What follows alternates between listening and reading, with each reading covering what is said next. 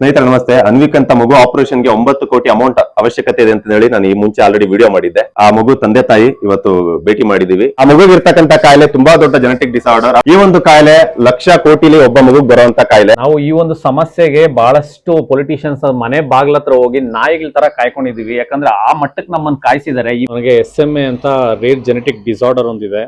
So ಅದಕ್ಕೋಸ್ಕರ ಅವನಿಗೆ ನಿಲ್ಲೋದಿಕ್ಕೆ ಮತ್ತೆ ಓಡಾಡೋದಕ್ಕೆ ಆಗ್ತಿಲ್ಲ. ಅದೇ ಇವ್ನಿಗೆ ಏನಂದ್ರೆ 13 kgs ಒಳಗಡೆ ಆಗೋ ಒಳಗಡೆ ಇಂಜೆಕ್ಷನ್ ಕೊಡಿಸ್ಬೇಕು. ಇವಾಗ ಪ್ರೆಸೆಂಟ್ 11 kgs ಇದಾನೆ. ಇವನ್ ನ್ಯೂಸ್ ಚಾನೆಲ್ಸ್ ಎಲ್ಲ ಮೀಟ್ ಆದ್ರೆ ಅದ್ರ ಯಾರ ಕಡೆಯಿಂದ ಸಪೋರ್ಟ್ ಬಂದಿಲ್ಲ.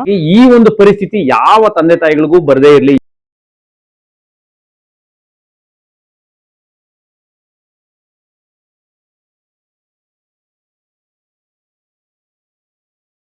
ಈ ಒಂದು ಕಾಯಿಲೆ ಲಕ್ಷ ಕೋಟಿಲಿ ಒಬ್ಬ ಮಗುಗ್ ಬರುವಂತ ಕಾಯಿಲೆ. ಸಾಕಷ್ಟು ಜನ ಇದು ಆಲ್ರೆಡಿ ಈ ಮುಂಚೆ ಡೆಲ್ಲಿಲಿ ಬಂದಿತ್ತು ಅಂತ ಕೇಳ್ಪಟ್ಟೆ ಅಲ್ವಾ ಸರ್?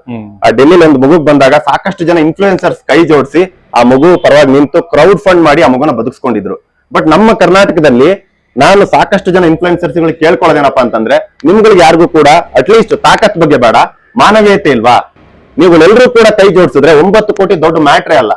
ಇಲ್ಲ ಗುರು, ನಮ್ಗಿಂತ ಡೆಲ್ಲಿ ದೊಡ್ಡದಾಗಿದೆ, ಹಂಗೆ ಹಿಂಗೆ ಅವರೆಲ್ಲ ಕ್ರೌಡ್ ಫಂಡ್ ಮಾಡ್ತಾರೆ, ಹಾಗೆ ಹೇಗೆ ಅಲ್ಲಿರ್ತಕ್ಕಂಥ ಇನ್ಫ್ಲುಯೆನ್ಸರ್ಸ್ ಹೆಚ್ಚು ಅಂತ ನಿಮ್ಗೆ ಅನ್ಸೋದಾದ್ರೆ ನೀವ್ ಯಾರು ಕೂಡ ಏನು ಮಾಡಕ್ ಹೋಗ್ಬೇಡಿ. ಇಲ್ಲ ಅವ್ರು ಮಾಡಿದಾರೆ ಅಂದ್ರೆ ನಾವು ಅದಕ್ಕಿಂತ ಹೆಚ್ಚಾಗಿ ಮಾಡ್ತೀವಿ, ನಮ್ಮನ್ನ ನಂಬಿ ಸಾಕಷ್ಟು ಜನ ಇದಾರೆ, ಅವರು ಕೂಡ ನಮ್ಮ ನಂಬಿರ್ತಕ್ಕಂಥ ಫಾಲೋವರ್ಸ್ ನಮ್ಗೆ ಹೆಲ್ಪ್ ಮಾಡ್ತಾರೆ ಅನ್ನೋ ಒಂದು ಭರವಸೆ ನಿಮ್ಗಿದ್ರೆ ನೀವು ಕೂಡ ಕೈ ಜೋಡಿಸಿ ನಿಮ್ ಕೈಲಾದಷ್ಟು ವಿಡಿಯೋಗಳನ್ನ ಮಾಡಿ.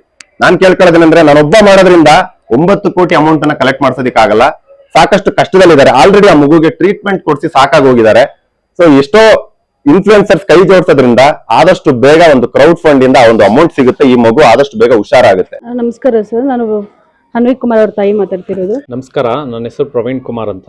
ನನ್ನ ಮಗ ಅನ್ವಿಕ್ ಕುಮಾರ್. ನನಗೆ SMA ಅಂತ ರೇರ್ ಜೆನೆಟಿಕ್ ಡಿಸಾರ್ಡರ್ ಒಂದಿದೆ. ಸೊ ಅದಕ್ಕೋಸ್ಕರ ಅವನಿಗೆ ನಿಲ್ಲೋದಿಕ್ಕೆ ಮತ್ತೆ ಓಡಾಡೋದಕ್ಕೆ ಆಗ್ತಿಲ್ಲ. ಯಾಕಂತ ಹೇಳಿದ್ರೆ ಬೋನ್ಸ್ ವೀಕ್ ಆಗೋದ್ರಿಂದ ಅವನಿಗೆ ಮುಂದಿನ ದಿನಗಳಲ್ಲಿ ಶ್ವಾಸಕೋಶ, ಉಸಿರಾಡೋದಕ್ಕೆ ಮತ್ತೆ ಊಟ ಮಾಡೋದಕ್ಕೆ ಅಂದ್ರೆ ಮೂಳೆಗಳು ಎಲ್ಲೆಲ್ಲಿರುತ್ತೋ ದೇಹದಲ್ಲಿ ಎಲ್ಲವೂ ಅವನಿಗೆ ಕ್ಷೀಣಿಸ್ತಾ ಬರುತ್ತೆ. ಸೊ ಇದಕ್ಕೆ ಡಾಕ್ಟರ್ಸ್ ಹೇಳಿರೋ ಪ್ರಕಾರ 9 ಕೋಟಿ ಇಂಜೆಕ್ಷನ್ ಒಂದಿದೆ. ಸೊ ಅದು ಜೀನ್ ಥೆರಪಿ ಅಂತ. ಆ ಒಂದು ಜೀನ್ ಥೆರಪಿ ಮಾಡಿಸಿದ್ರೆ ಇವನಿಗೆ ಗುಣಮುಖ ಆಗುತ್ತೆ ಅಂತ ಹೇಳಿದ್ದಾರೆ. ಇವಾಗ ಪ್ರೆಸೆಂಟ್ ಅವನಿಗೆ ರೆಸ್ಟಿಪ್ಲಾಮ್ ಅನ್ನೋ ಸಿರಪ್ ಒಂದು ಕೊಡ್ತಿದೀವಿ. ಅದು ಎವ್ರಿ ಮಂತ್ 2.5 lakh ಕಾಸ್ಟ್ ಆಗುತ್ತೆ. ಅದೇನಂದ್ರೆ ಲೈಫ್ ಲಾಂಗ್ ಕೊಡಬೇಕು. ತುಂಬಾ ನೀಡಿದೆ. ನೀವು ನಿಮ್ ಕೈಲಾದಂತ ಒಂದು ಕ್ರೌಡ್ ಫಂಡ್ ಮಾಡೋದ್ರಿಂದ ಇವತ್ತು ಇಲ್ಲಿ ಕಾಣ್ತಿರ್ತಕ್ಕಂಥ ಅನ್ವಿಕ್ ಅನ್ನೋ ಒಂದು ಮಗು ಮುಂದೆ ಒಂದು ಫ್ಯೂಚರ್ ಕಟ್ಕೊಳ್ಳುತ್ತೆ. ಆ ಒಂದು ಇಂಜೆಕ್ಷನ್ ನ ಮಾಡಿಸೋದ್ರಿಂದ ಇವತ್ತು ನೋಡಿ, ಇವತ್ತು ಈ ಮಗು ನಮ್ಮೆಲ್ಲರ ಮುಂದೆ ಆರಾಮಾಗಿ ನಗ್ತಾ ಇದೆ. ಬಟ್ ಆ ಮಗುಗೆ ಇರ್ತಕ್ಕಂಥ ಕಾಯಿಲೆ ಬಗ್ಗೆ ಆ ಮಗುಗೆ ಗೊತ್ತಿಲ್ಲ.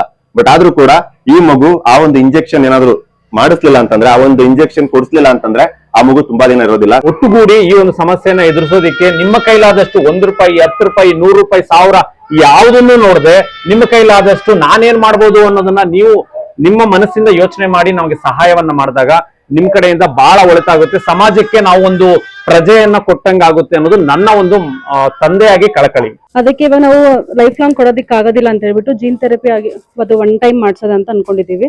ಅದಕ್ಕೆ 9 crores ಬೇಕಾಗುತ್ತೆ. ಇವಾಗ ತುಂಬಾ ಜನ ಪೊಲಿಟಿಷಿಯನ್ಸ್ ಎಲ್ಲರನ್ನು ಮೀಟ್ ಆದ್ವಿ. ಇವನ್ ನ್ಯೂಸ್ ಚಾನೆಲ್ಸ್ ಎಲ್ಲ ಮೀಟ್ ಆದ್ರೆ ಅದ್ರ ಯಾರ ಕಡೆಯಿಂದ ಸಪೋರ್ಟ್ ಬಂದಿಲ್ಲ. ಅದೇ ಇವ್ನಿಗೆ ಏನಂದ್ರೆ 13 kgs ಒಳಗಡೆ ಆಗೋ ಒಳಗಡೆ ಇಂಜೆಕ್ಷನ್ ಕೊಡಿಸ್ಬೇಕು. ಇವಾಗ ಪ್ರೆಸೆಂಟ್ 11 kgs ಇದಾನೆ.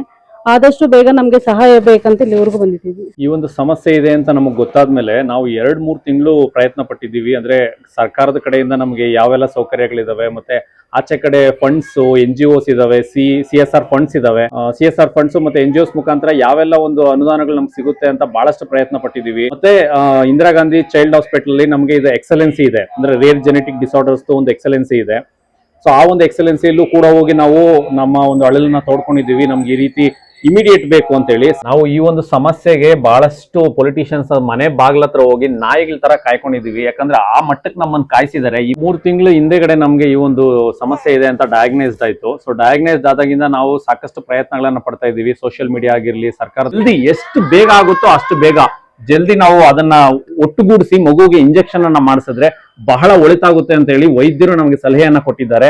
ಹಂಗಾಗಿ ಈ ಒಂದು ಪರಿಸ್ಥಿತಿ ಯಾವ ತಂದೆ ತಾಯಿಗಳಿಗೂ ಬರದೇ ಇರ್ಲಿ, ಯಾವ ಮನೆ ಬಾಗಿಲಿಗೂ ಅವ್ರು ಹೋಗಿ ನಮ್ ತರ ಕಾಯ್ಕೊಂಡೇ ಇರ್ಲಿ. ಯಾಕಂದ್ರೆ ನಾವು ಮನೆ ಬಾಗಿಲಿಂದ ಆಚೆ ಕಡೆ ಹೋಗ್ದೋರಲ್ಲ ಅಂತದ್ ಇವತ್ತು ಇನ್ನೊಬ್ರು ಮನೆ ಬಾಗ್ಲ ಹತ್ರ ಕಾಯ್ಕೊಂತ ಇದ್ದೀವಿ ಅಂದ್ರೂ ಅದಕ್ಕೊಂದು ಸಕಾರಾತ್ಮಕ ಪ್ರತಿಕ್ರಿಯೆ ಬಂದ್ರೆ ಸಂತೋಷ. ಕಾತಿದ್ದಕ್ಕೂ ಒಂದು ನಾವೇನೋ ಪ್ರತಿಫಲ ಸಿಕ್ಕಿದೆ ಅಂತ ಹೇಳ್ಬೋದು. ಆದ್ರೆ ನಮ್ಮನ್ನ ಯಾವ ರೀತಿ ಮಟ್ಟಕ್ಕೆ ನೋಡಿ ಕಳ್ಸಿದ್ದಾರೆ ಅಂತ ಹೇಳಿದ್ರೆ ಕಡೆಯಿಂದ ಆಗಿರ್ಲಿ, ಮತ್ತೆ NGOs, CSR ಫಂಡ್ಸ್ ಯಾವ ಮುಖಾಂತರವಾಗೂ ನಮ್ಗೆ ಯಾವುದೇ ರೀತಿಯಾದ ದೊಡ್ಡ ಮಟ್ಟಕ್ಕೆ ಒಂದು ಸಪೋರ್ಟ್ ಬಂದಿಲ್ಲ. ಸೋಷಿಯಲ್ ಮೀಡಿಯಾದಿಂದ ಬೆರಳೆಣಿಕೆಯಷ್ಟು ನಮಗೊಂದು ಸಪೋರ್ಟ್ ಬಂದಿದೆ, ಅದರಿಂದ ನಮಗೊಂದಷ್ಟು ಕಲೆಕ್ಷನ್ ಕೂಡ ಆಗಿದೆ. ಆದ್ರೆ ನಮಗೆ ಈ ಒಂದು ಕ್ರೌಡ್ ಫಂಡಿಂಗ್ ಬೇಕಾಗಿರ್ತಕ್ಕಂಥದ್ದು 9 ಕೋಟಿ ಭಾರಿ ಮೊತ್ತ ಆಗಿರೋದ್ರಿಂದ ನಮಗೆ ಸಾಕಷ್ಟು ಜನನ ನಾವು ಒಟ್ಟುಗೂಡಿಸಿ ಮಾಡಬೇಕಾಗಿರತಕ್ಕಂಥ ಒಂದು ಕ್ಯಾಂಪೇನ್ ಇದು. ಆದ್ರೆ ನಮಗೆ ಸರ್ಕಾರದ ಕಡೆಯಿಂದ ಮೇಜರ್ ಹ್ಯಾಂಡ್ ಬರಬೇಕಾಗಿತ್ತು, CSR ಫಂಡ್ಸ್ ಬರಬೇಕಾಗಿತ್ತು.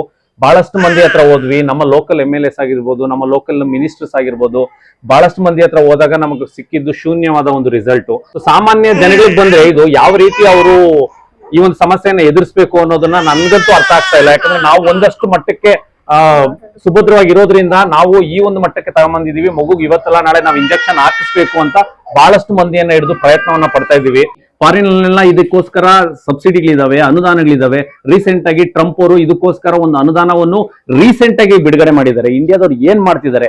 ಸಾಮಾನ್ಯ ಜನಗಳಿಗೆ ಬಂದ್ರೆ ಸರ್ಕಾರದ ಕಡೆಯಿಂದ ಆಗಿರ್ಲಿ, CSR ಫಂಡ್ಸ್, NGOs ಇವೆಲ್ಲ ತೋರಿಕೆಗಿದೆ ಏನೋ ಅಂತ ನನಗನ್ನಿಸ್ತಾ ಇದೆ. 9 ಕೋಟಿ ಇಂಜೆಕ್ಷನ್ ಯಾವುದೇ ಒಬ್ಬ ಸಿಂಗಲ್ ಪೇರೆಂಟ್ ಹಾಕ್ಸೋದಕ್ಕೆ ಕಷ್ಟ. ಸೊ ಇಮಿಡಿಯೇಟ್ ಹಾಕ್ಸ್ಬೇಕು, ಲೇಟ್ ರಿಯಾಕ್ಷನ್ ಆದ್ರೆ ಮಗುವಿಗೆ ಬಹಳ ಸಮಸ್ಯೆ ಇರುತ್ತೆ. ನೋಡಿ, ಇವತ್ತು ಯಾವ್ದೋ ಮಗುಗೆ ಕಷ್ಟ ಬಂದಿದೆ, ಒಂದು ಕಾಯಿಲೆ ಬಂದಿದೆ, ನಮ್ಗೆ ಯಾಕೆ ಅಂತ ಹೇಳಿ ಬೆಚ್ಚಿ ಮನೇಲಿ ಇರ್ಬೇಡಿ. ಈ ಒಂದು ಕಾಯಿಲೆ ಪಕ್ಕದ ಮನೆಯವ್ರಿಗೆ ಬಂದಿರೋದು ನಮ್ಮ ಮನೆಗೆ ಮುಂದೊಂದು ದಿನ ಬರ್ಬೋದು. ಹಾಗಾಗಿ ಇವತ್ತು ನಾವು ನಮ್ಮ ಎದುರುಗಡೆ ಯಾರು ಕಷ್ಟ ಅಂತಾರೋ ಅವ್ರ ಕಷ್ಟಕ್ಕೆ ನಿಂತ್ಕೊಂಡ್ರೆ ಮುಂದೊಂದು ದಿನ ನಮ್ಮ ಮನೇಲಿ ಕಷ್ಟ ಅಂದಾಗ ಸಾಕಷ್ಟು ಜನ ಬಂದು ನಮ್ಗೆ ಹೆಲ್ಪ್ ಆಗಿ ನಿಂತ್ಕೊಂತಾರೆ. ಸೊ ಈ ಮುಂಚೆ ಈ ಮಗು ಬಗ್ಗೆ ಆಲ್ರೆಡಿ ನಾನು ಒಂದು ವಿಡಿಯೋ ಮಾಡಿದ್ದೆ. ಸಾಕಷ್ಟು ಜನ ನಿಮ್ ಕೈಲಾದಷ್ಟು ಹೆಲ್ಪ್ ಮಾಡಿದೀರಾ. ಸಾಕಷ್ಟು ಜನಕ್ಕೆ ಡೌಟ್ಸ್ ಇತ್ತು, ಏನೋ ಸುಳ್ಳು ಹೇಳ್ತಾರೆ, ಸುಮ್ನೆ ಅದ್ ಮಾಡ್ತಾರೆ, ಇದ್ ಮಾಡ್ತಾರೆ, ಕ್ರೌಡ್ ಫಂಡ್ ಮಾಡ್ತಾರೆ, ಚೀಟ್ ಮಾಡ್ತಾರೆ, ಹಾಗೆ ಹೇಗೆ ಅಂತಂದೇಳಿ. ಆತರ ಏನೂ ಇಲ್ಲ. ಸ್ವತಃ ಅವ್ರ ತಂದೆ ತಾಯಿ ಇಲ್ಲೇ ಇದ್ದಾರೆ, ನೀವೇ ಒಂದ್ಸಲ ನೋಡ್ಬೋದು.